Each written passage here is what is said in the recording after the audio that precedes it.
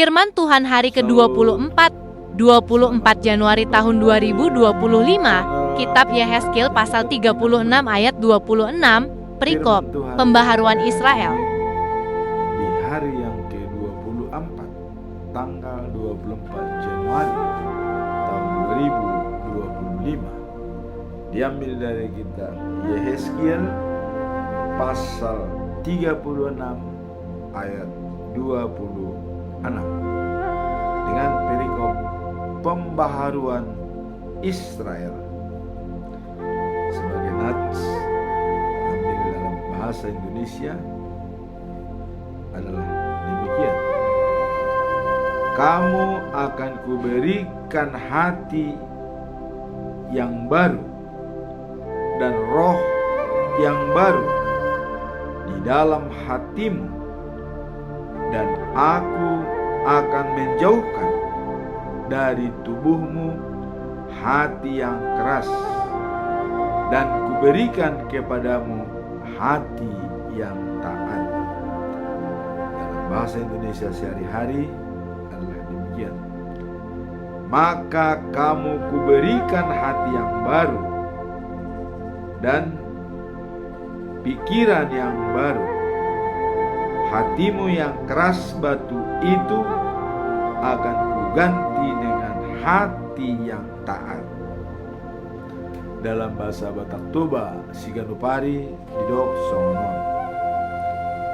Lehonokku matuhamu roha naim baru, dohot pikiran naim baru. Buatokku ma hatak kangon muna, ima roha batui, jalalehanokku tuhamu roha pangoloyon. Demikianlah firman Tuhan pada hari ini. Dan sebagai bacaan pagi, diambil dari kitab Yosua pasal 16 ayat 1 sampai dengan 10. Daerah-daerah yang ditunjuk untuk Efraim dan Manasye Barat. Dan kemarin kita melihat telah ada pembagian daripada tanah oleh Yosua. Sekarang ditunjuk kepada khusus keturunan Yusuf, yaitu Manasye dan Efraim. Untuk keturunan Yusuf mulai dari sungai Jordan dekat Yeriko sampai ke padang pasir dari Jeriko. Garis itu naik sampai Betel di daerah pegunungan. Kemudian dari Betel sampai Luz lewat Atarot, tempat tinggal orang Arki, sampai ke barat kaum Japlet, sampai Bet Horon Hilir, terus kegeser berakhir di Laut Tengah.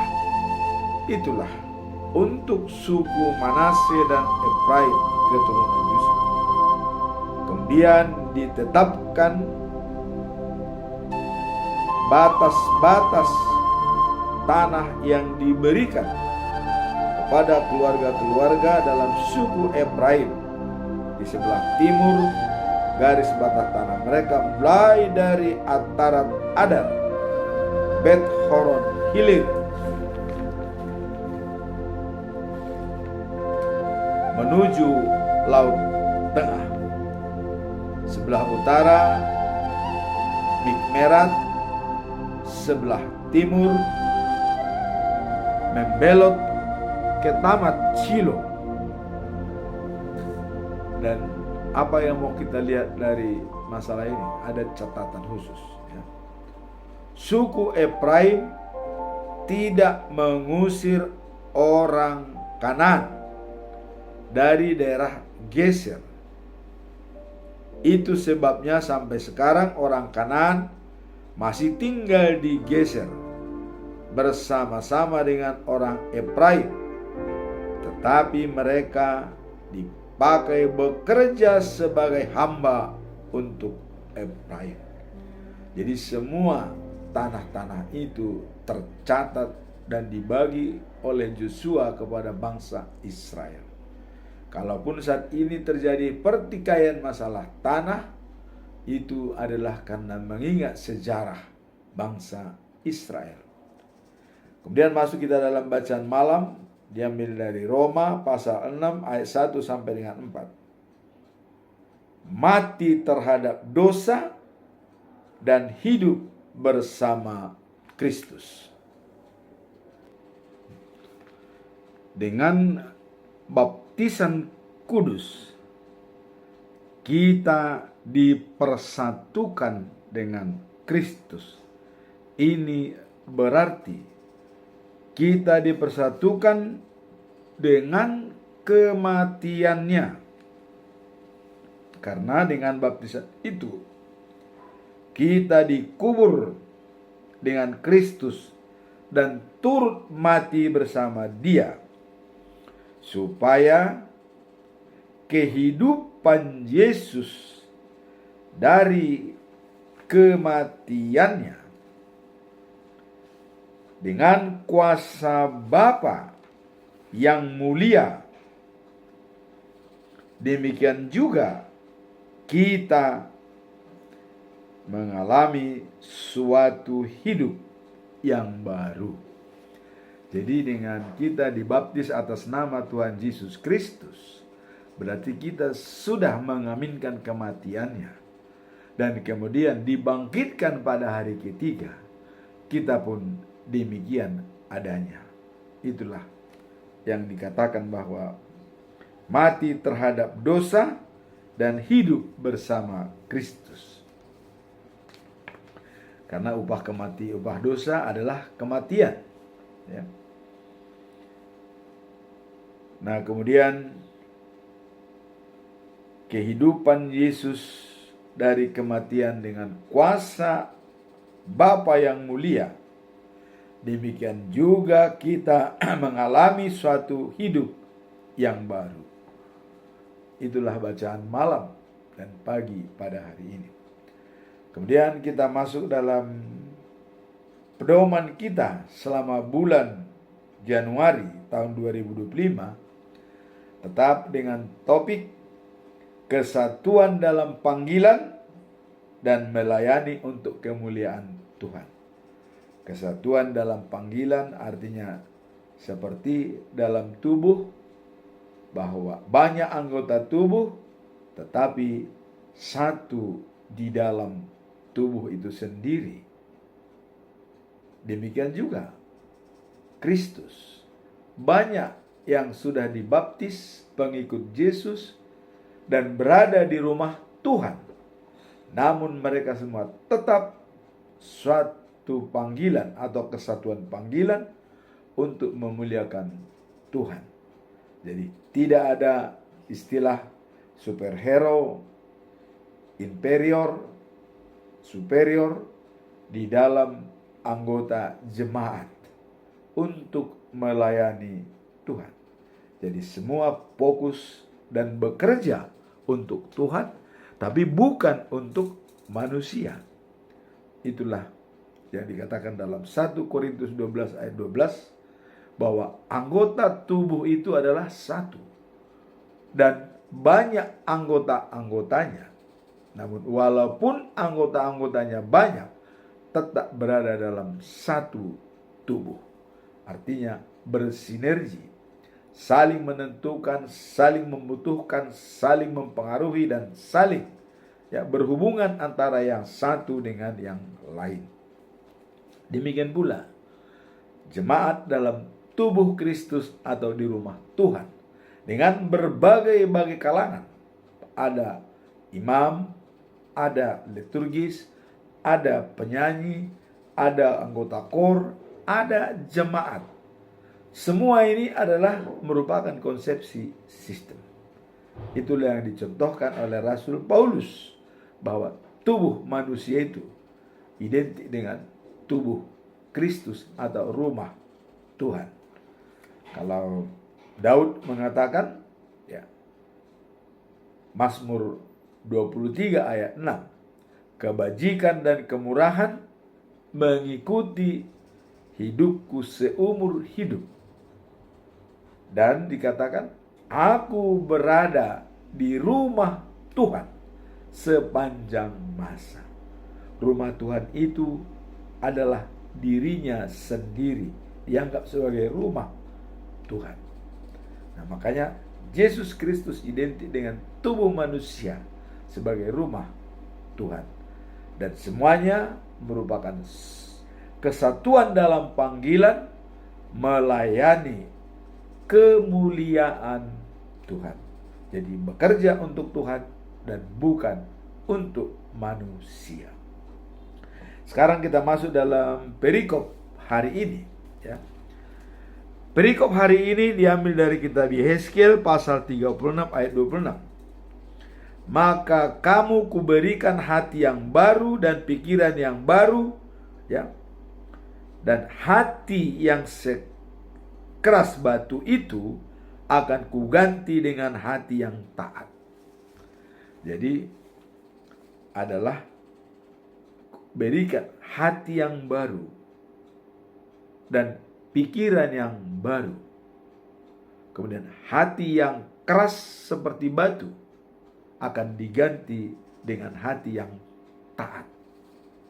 Inilah firman Tuhan pada hari ini. Sekarang mari kita lihat apa makna dan pesan moral dari perikop ini. Pembaharuan bagi bangsa Israel untuk dibaharukan, ya, merubah hati yang baru menjadi hati yang lama jadi hati yang baru, pikiran lama menjadi pikiran baru, dan hati yang keras dirubah menjadi hati yang taat. Apa makna dan pesan moral? Maknanya adalah, ya, betapa pentingnya transformasi hati dalam kehidupan seorang percaya. Seperti tertulis dalam Yehezkiel pasal 36 ayat 26.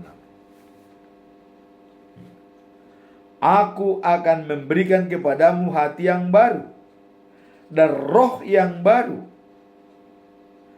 dalam jiwamu, dan aku akan menjauhkan dari tubuhmu hati yang keras dan memberikan kepadamu hati yang lembut. Inilah makna daripada perikop ini. Nah, ini para teolog, ya, ini menekankan bahwa perubahan sifat dan perilaku kita dimulai dalam diri kita yang melibatkan, ya, yang melibatkan pengaduan dan pekerjaan, ya, pergumulan kita dan pekerjaan Roh Kudus dalam hidup kita. Artinya dengan berpengalaman dengan Roh Kudus di dalam hidup kita. Roh Kudus itu adalah bekerja dalam hati kita. Ya. Itulah pesan moral. Itulah makna daripada perikop ini. Nah, sekarang apa pesan moralnya? Kalau tadi dikatakan bahwa transformasi hati dalam kehidupan seseorang percaya seperti tertulis dalam pasal 36 ayat 26, ya. Dan Tuhan mengatakan, aku akan memberikan kepadamu hati yang baru dan roh yang baru di dalam jiwamu. Jadi dalam jiwa kita itu ditanamkan hati yang baru dan roh yang baru. Kemudian mencabut hati yang keras dalam hati, tapi menanamkan hati yang lembut dan yang taat. Dan para teolog mengatakan disinilah menekankan bahwa perubahan sifat dan perilaku kita dimulai dari diri kita sendiri, yang melibatkan pekerjaan Roh Kudus dalam hidup kita. Jadi tetap melibatkan partisipasi Roh Kudus dalam segala perubahan yang kita lakukan. Sekarang apa pesan moral dari perikop ini?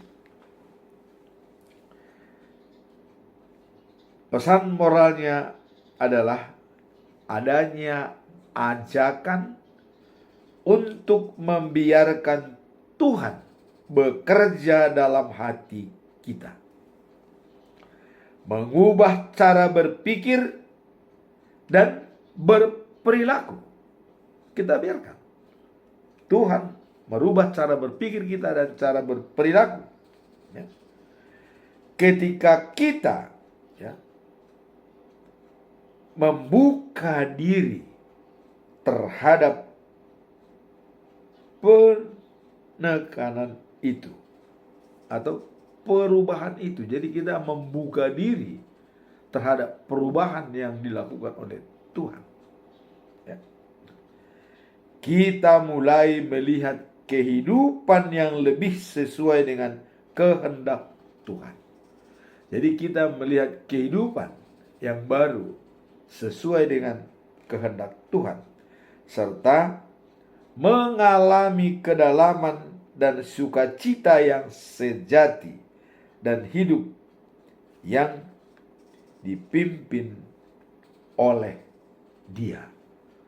Jadi sudah berada dalam naungan dan lindungan Tuhan dengan kita membuka diri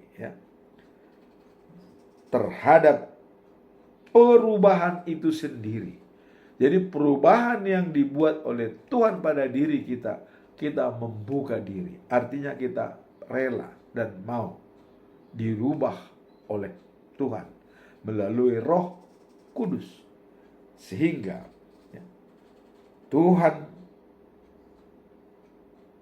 mempunyai kehendak dalam diri kita itu terwujud dengan baik dan mengalami kedalaman dan sukacita yang sejati dan hidup yang dipimpin oleh Tuhan.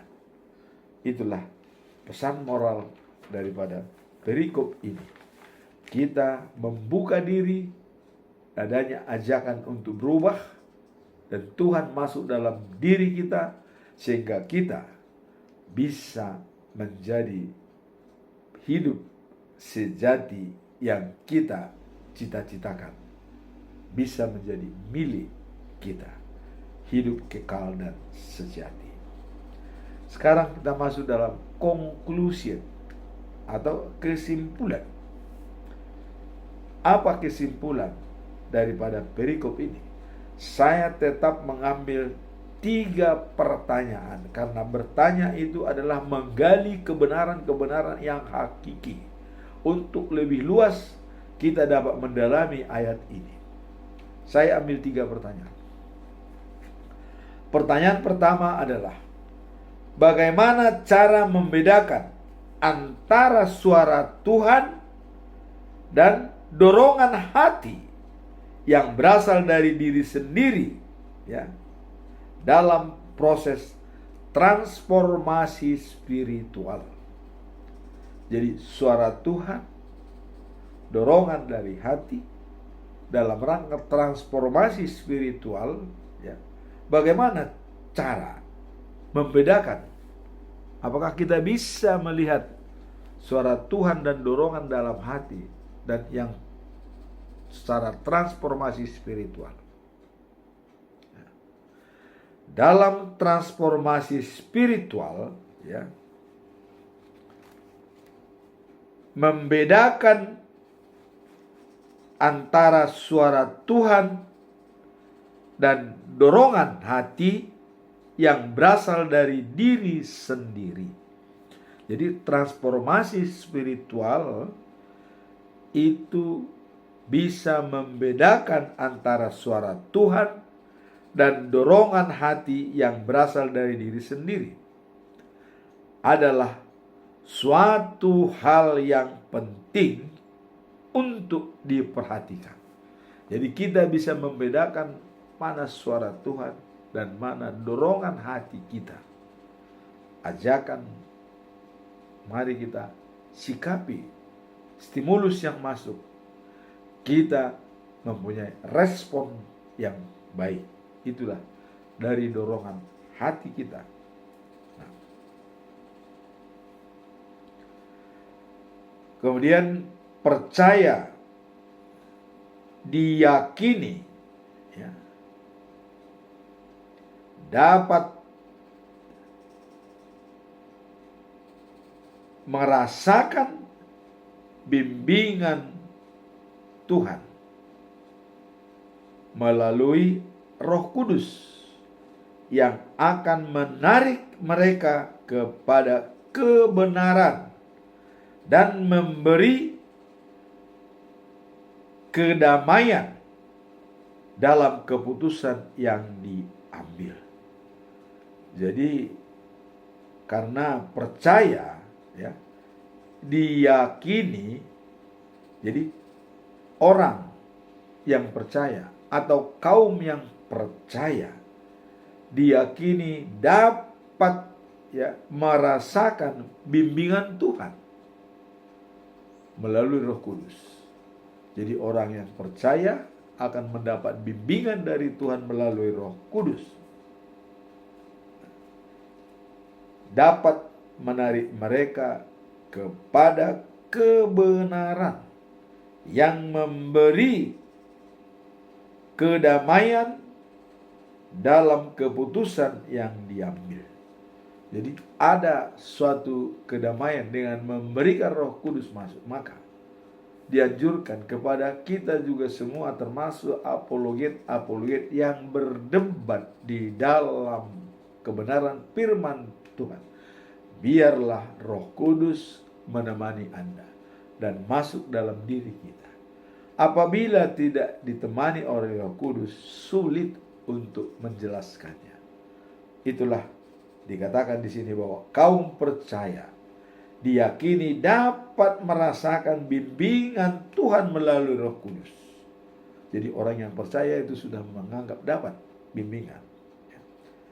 Nah, melalui Roh Kudus yang akan menarik mereka kepada kebenaran. Jadi bisa mengatakan yang sebenarnya dan membawa kedamaian untuk mengambil suatu keputusan.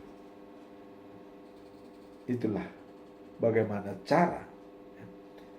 Nah, kemudian suara Tuhan biasanya sesuai firman-Nya. Jadi dalam Alkitab yang seringkali memberi, ya, proses dan juga dengan damai. Jadi suara Tuhan itu selalu berdasarkan firman-Nya dalam Alkitab. Nah, kalau kita lihat dalam Yohanes pasal 10 ayat 27 dikatakan, ya, domba-dombaku mendengar suaraku, dan aku mengenal mereka, dan mereka mengenal aku. Jadi suara-suara daripada gembala itu dikenal oleh domba-domba, dan domba pun mengenal suaranya. Pertanyaan bagi kita, apakah kita mau mendengar suara Tuhan? Suara Tuhan adalah firman-Nya yang tertulis di dalam Alkitab. Apabila kita merenung dan membaca setiap pagi, itulah suara Tuhan. Ini menegaskan bahwa mengenali suara Tuhan adalah bagian hubungan yang intim antara Dia dan umatnya. Jadi kalau sudah mengenali suara Tuhan, itu mendatangkan adanya suatu keintiman hubungan antara manusia dengan Tuhan. Seperti gembala dan domba-dombanya. Mengenal suara gembalanya dan domba-dombanya pun tahu gembalanya. Bagaimana suara Tuhan? Apakah umatnya mengenal suara Tuhan? Ini yang perlu menjadi kita renungkan bersama, ya. Jadi menegaskan bahwa hubungan, ya, mengenali suara Tuhan adalah hubungan yang intim antara Dia dan umatnya. Suara Tuhan tidak hanya didengar, tapi juga dirasakan sebagai penjelmaan yang membawa damai dan kedamaian dalam langkah kehidupan sehari-hari. Jadi bukan hanya didengar, tapi kita pun ikut merasakan bagaimana suara Tuhan itu yang bisa kita lihat dan kita rasakan sendiri. Dalam proses transformasi spiritual, ya, artinya dengan diubahnya pikiran kita dan roh kita, di sini ada transformasi spiritual, ya. Penting untuk memeriksa apakah dorongan hati selaras dengan ajaran firman Tuhan. Selaras tidak dorongan hati dan ajaran firman Tuhan, dan membawa kedamaian karena suara Tuhan tidak bertentangan dengan nilai-nilai Kristiani. Ini yang menjadi fokus kita. Jadi bagaimana cara membedakan antara suara Tuhan dan dorongan hati yang berasal dari diri sendiri. Nah, dalam proses transformasi spiritual penting untuk memeriksa apakah dorongan hati selaras dengan ajaran Tuhan. Bagaimana kita mensinkronkan itu, ajaran firman Tuhan dan juga dorongan hati, ya. Ini yang perlu mungkin kita renungkan. Dan membawa kedamaian karena suara Tuhan tidak bertentangan dengan nilai-nilai Kristiani. Jadi nilai-nilai Kristiani tidak bertentangan dengan adanya suara Tuhan yang bisa kita dengarkan itu melalui firman-Nya setiap pagi. Itulah suara Tuhan. Atau lebih dalam lagi, suara Tuhan itu sudah dipatrikan dalam diri kita pada saat kita di CD. Sudah dipatrikan. Dan juga pada saat kita dibaptis, ya, suara Tuhan juga sudah dipatrikan dalam diri kita. Pada saat kita menerima pemberkatan nikah, dan ada ayat tertentu sebagai pegangan kita. Dan kemudian pada saat kita bagi hamba Tuhan, bagi pendeta, sintua, diakones, pada waktu ditahbiskan menjadi hamba Tuhan, ada suara Tuhan pada dirinya. Suara Tuhan inilah yang wajib kita renungkan, kita dengar setiap hari. Bukan Tuhan langsung berbicara dari atas, bukan. Suara Tuhan yang sudah dimateraikan kepada diri kita, itu yang harus kita dengar setiap saat. Dan ditambah dengan membaca firman Tuhan setiap hari. Itulah suara Tuhan yang nyata pada diri kita, firman Tuhan yang dimateraikan pada kita. Itu harus kita renungkan setiap saat. Dan itulah, ya, menjadi bekal dan pedoman hidup kita. Waktu kita di sini, apa dikatakan? Tiop manadiho unang adong membuat tupalmi. Artinya, peganglah apa yang sudah kau dengarkan hari ini, supaya tidak ada yang mengambil mahkota itu darimu. Saya berjumah orasi rasa mate, dungilehnok mato tupal hangoduan. Sekiranya engkau baik dan menurut sampai kau meninggal dunia, maka Tuhan akan memberikan mahkota kehidupan sejati yang kekal. Sekarang kita masuk dalam pertanyaan kedua.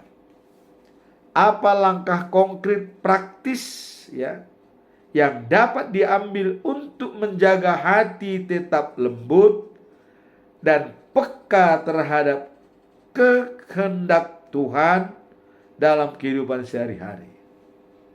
Jadi, apa langkah-langkah praktis yang dapat diambil untuk menjaga hati tetap lembut, supaya hati kita tetap lembut ya dan peka terhadap kehendak Tuhan dalam kehidupan sehari-hari? Menjaga hati tetap lembut dan peka terhadap kehendak Tuhan adalah suatu perjalanan hidup spiritual ya, yang menentukan kesungguhan dan ketekunan dalam kehidupan sehari-hari. Jadi dikatakan bahwa menjaga hati yang tetap lembut dan peka terhadap kehendak Tuhan adalah suatu perjalanan hidup spiritual. Perjalanan hidup spiritual yang menentukan kesungguhan dan ketekunan ya, dalam kehidupan sehari-hari. Kita diajarkan untuk senantiasa mendekatkan diri kepada Tuhan dan mencari bimbingannya melalui firman-Nya. Itulah yang perlu kita sikapi, mendekatkan diri kepada Tuhan. Kemudian apa langkah-langkah yang dapat kita lakukan? Langkah-langkah yang dapat kita lakukan adalah setiap stimulus atau suara dari Tuhan, kita harus meresponnya dengan 4 anugerah manusiawi. Jadi stimulus yang masuk dari Tuhan, kita respon dengan 4 anugerah manusiawi. Stimulus yang masuk tadi dari Tuhan itu adalah adanya ayat-ayat yang dimateraikan kepada kita. Pada waktu sidi, pada waktu memperkatakan nikah, pada waktu ditabiskan, itu sudah menjadi pedoman kita. Stimulus itulah kita harus meresponnya dengan 4 anugerah manusiawi.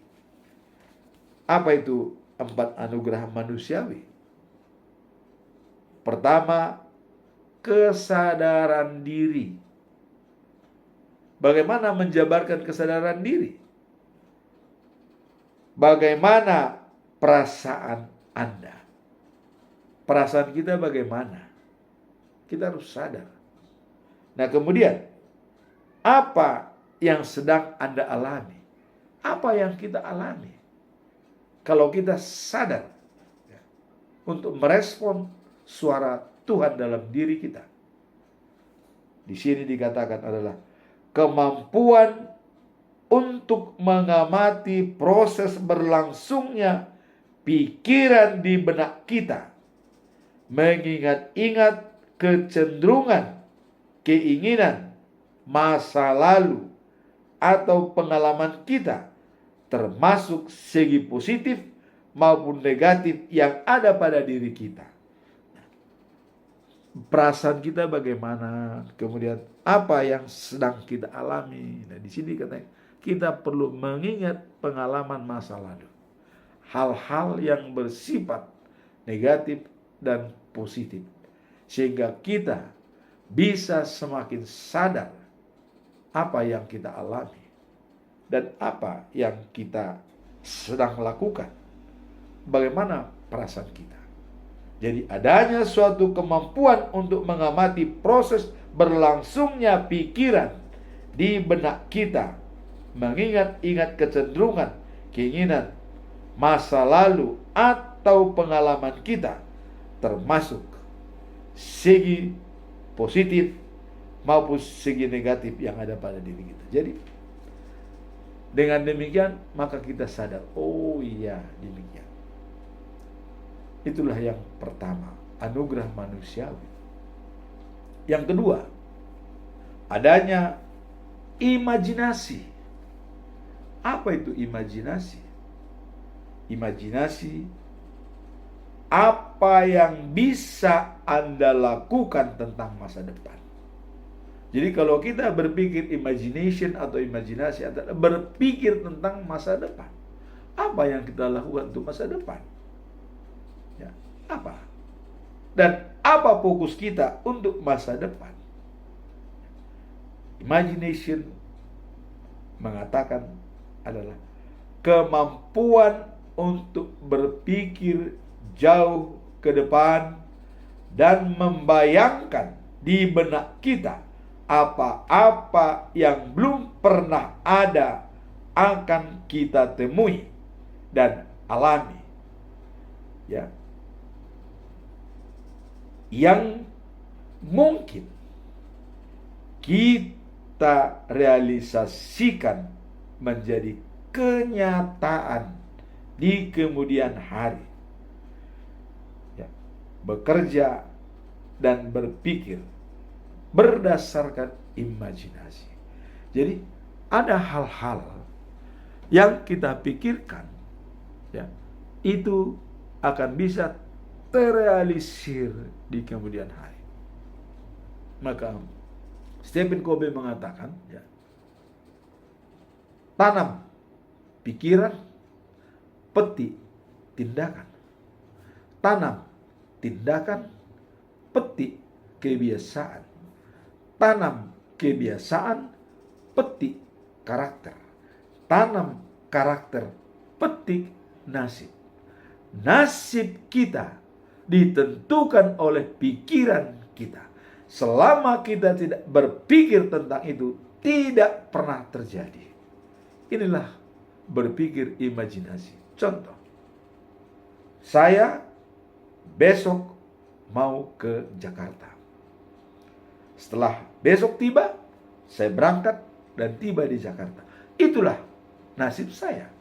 Sudah saya pikirkan dan saya mendapatkannya. Tapi selama tidak berpikir berangkat ke Jakarta, apakah saya berada di Jakarta? Tidak mungkin. Pasti tetap berada di tempat.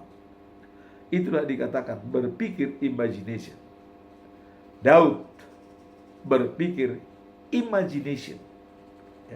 Dengan imajinasi daripada Daud, Allah merespon. Padahal Daud berbicara dengan Nathan, saya akan membangun rumah Tuhan.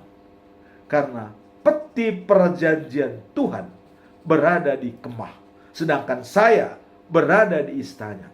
Inilah berpikir imajinasi. Berpikir masa depan.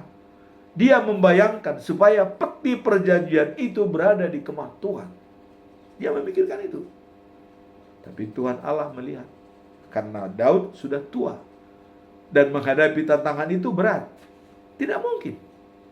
Maka Tuhan menyampaikan pesan kepada Daud. Pikiran imajinasi Daud langsung direspon oleh Tuhan Allah. Apa dikatakan? Karena Daud menyampaikan pada Nathan, maka Tuhan Allah juga menyampaikan kepada Nathan. Nathan, sampaikan kepada Daud. Bukan dia yang membangun rumahku. Tapi, kata Tuhan, aku akan memilih. Dari keturunannya lah, anak kandungnya sendiri menjadi pewaris tahta kerajaannya. Dan dialah yang membangun rumah bagiku. Kenyataan, Raja Salomo. Yang dipikirkan Allah itu menjadi kenyataan. Anak kandungmu dan putramu sendiri membangun rumah bagiku. Raja Salomo lahir. Dialah membangun rumah Tuhan. Sampai dibangun selama 48 tahun. Bos, saya bayangkan. 48 tahun dalam membangun rumah Tuhan. Bagaimana itu? Maka itulah rumah Tuhan yang termegah selama ada di dunia ini. Tapi apakah itu bertahan? Dihancurkan Nebukadnezar, ya. Bagi Tuhan, kalau orang yang memang tidak setia kepadanya akan dihancurkan. Tapi dengan catatan kasihnya kekal dan abadi. Tadi satu janji kepada Daud, dan Tuhan merespon langsung. Imajinasi Daud direspon oleh Tuhan. Kemudian imajinasi yang kedua, berpikir panjang Daud, bahwa dari keturunan mula menjadi raja segala raja yang berada pemerintahannya di kota Sion selama-lamanya. Kita lihat, Yesus sudah turun. Tapi apakah dia sudah memerintah selama-lamanya di kota Sion untuk memimpin masyarakat surga dan masyarakat dunia? Belum. Itulah janji yang akan kita nantikan setelah Yesus naik ke surga dan menyiapkan tempat bagi kita. Dia akan datang kembali untuk memimpin dunia dan surga. Nanti hanya satu pemimpin, yaitu Yesus, Raja dari segala raja. Ini sudah dinyatakan oleh Allah. Dari keturunanmu menjadi pemimpin dunia ini, baik kerajaan surga maupun kerajaan dunia. Dia, pusat kotanya adalah di Sion. Dalam Wahyu pasal 21 ayat 9 dikatakan, Yerusalem yang baru, dunia lama, langit lama akan dimusnahkan semua. Jadi kalau kita berpikir, kalau kita punya dana sekian kita rugi, jangankan uang, dunia pun dimusnahkan oleh Tuhan, apalagi uang. Ya. Jadi janganlah berpikir apa yang kita pikirkan itu seolah itu milik kita. Berpikirlah imajinasi jangka panjang.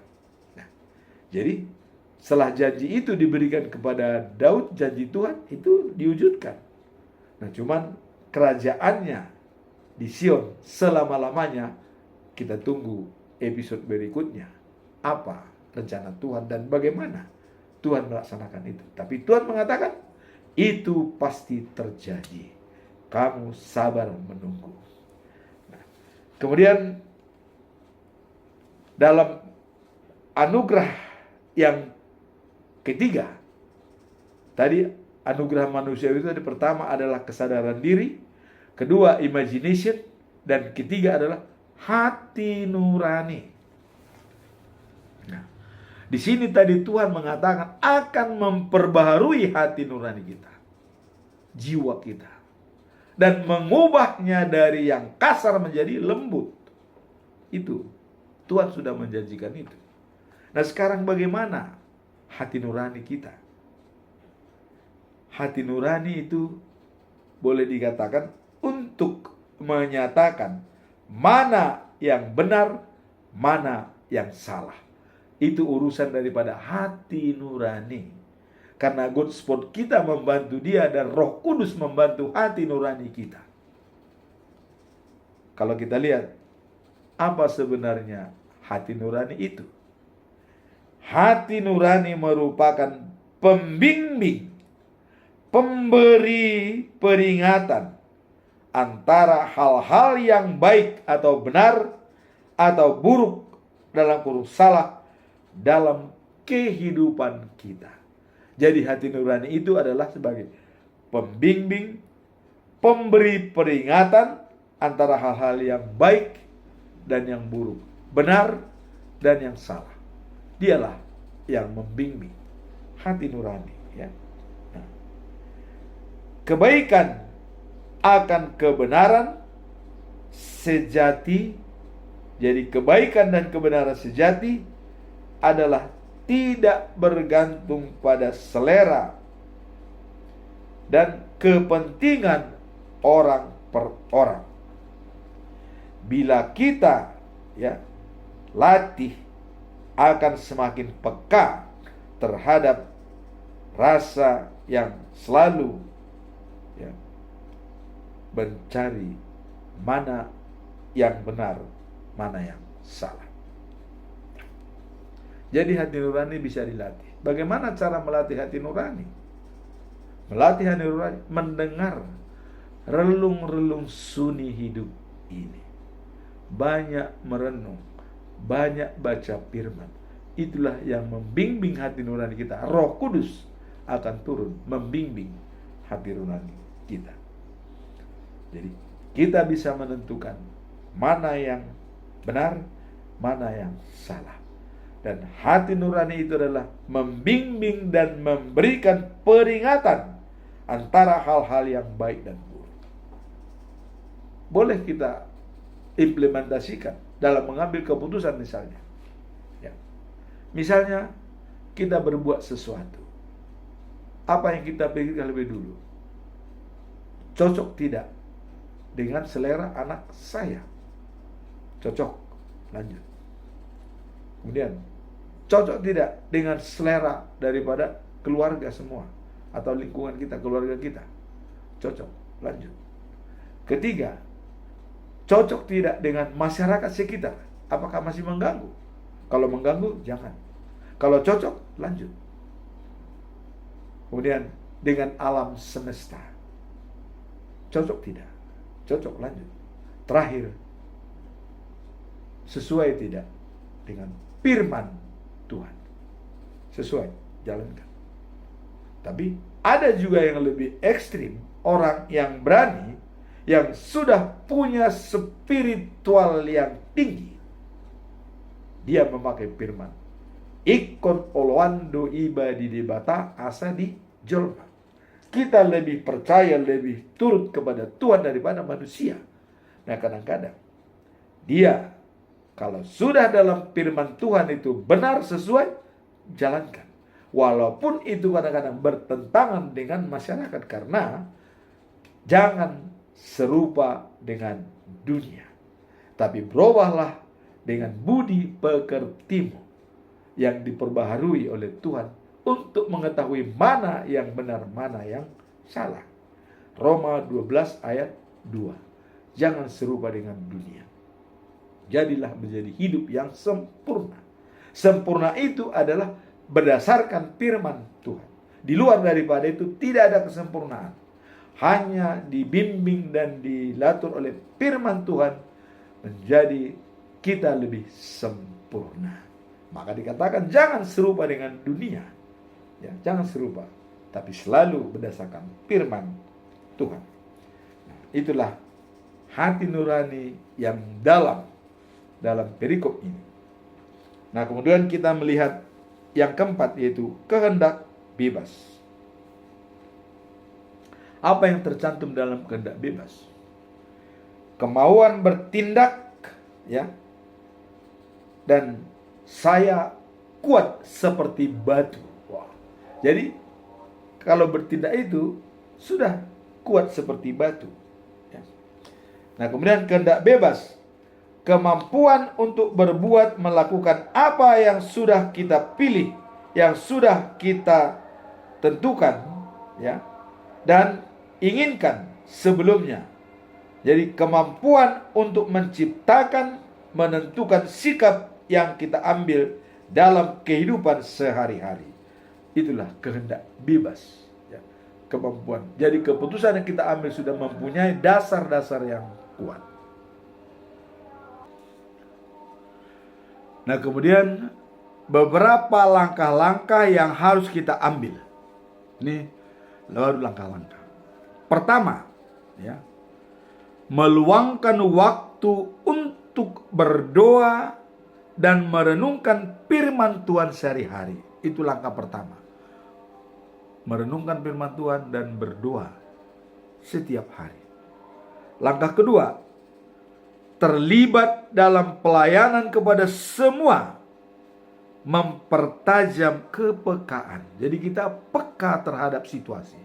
Kalau kita sudah memberikan pelayanan, ya, kepada sesama, baik dalam keluarga maupun dalam masyarakat. Jadi intinya pelayanan.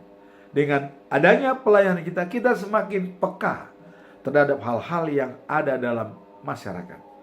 Dan yang ketiga adalah, ya, mengasihi dan melayani orang lain merupakan kasih Tuhan. Jadi mengasihi, karena Tuhan itu, Allah itu adalah kasih. Jadi katakan, orang yang tidak memiliki kasih itu tidak mengenal Allah. 1 Yohanes pasal 4 ayat 8. Allah itu adalah kasih. Barang siapa tidak memiliki kasih, dia tidak mengenal Allah. Jadi Orang yang mengenal Allah harus memiliki kasih. Yang tidak memiliki kasih tidak mengenal Allah. Itu kesimpulan dari 1 Petrus pasal 4 ayat 8. 1 Yohanes pasal 4 ayat 8 ya. Kemudian keempat, berdiskusi dan bersekutu dengan teman seiman juga untuk memperdalam komitmen kita untuk hidup sesuai dengan firman Tuhan. Jadi adanya komunitas yang kita ikuti, berdiskusi dan juga adalah bertukar pikiran, bersekutu dengan teman-teman. Itu merupakan jawaban, langkah-langkah yang harus kita lakukan dalam melakukan poin 2 tadi, yaitu apa langkah-langkah praktis. Itulah langkah-langkah praktis yang harus kita lakukan. Pertama, meluangkan waktu untuk berdoa dan merenungkan firman Tuhan setiap hari. Kedua, terlibat dalam pelayanan kepada sesama, mempertajam kepekaan kita, kepedulian kita Kemudian ketiga adalah mengasihi dan melayani orang lain, menunjukkan kasih Tuhan. Keempat adalah berdiskusi dan bersekutu dengan teman-teman seiman untuk memperoleh komitmen kita untuk hidup sesuai dengan firman Tuhan. Dalam Mazmur 119 ayat 11 dikatakan dalam hatiku aku menyimpan janji, aku menyimpan janji-janjiku. Dalam hatiku aku menyimpan janji-janjiku, supaya aku juga berdoa terhadap Engkau. Nah, kemudian bermula ini adalah dari kitab Yeremia pasal 31 ayat 33. Jadi dalam hatiku aku mengingat menyimpan janji-janjimu, supaya aku juga berdoa terhadap Engkau. Menyimpan janji-janji. Apa janji-janji Tuhan itu? Tuhan mengatakan dalam Yeremia pasal 31 ayat 33, hukum-hukumku akan kutaruh dalam batin mereka dan kutulis dalam hatinya, supaya aku Allah mereka dan mereka menjadi umatku. Jadi ditekankan untuk menjadi umat Tuhan, maka ditulis dan ditaruh hukum-hukum Tuhan dalam hati manusia. Nah, itulah dikatakan dalam hatiku aku menyimpan janji-janjimu, supaya aku juga berdoa terhadap Engkau. Jadi janji itu yaitu hukum-hukum Tuhan itu sudah ditaruh dalam kita.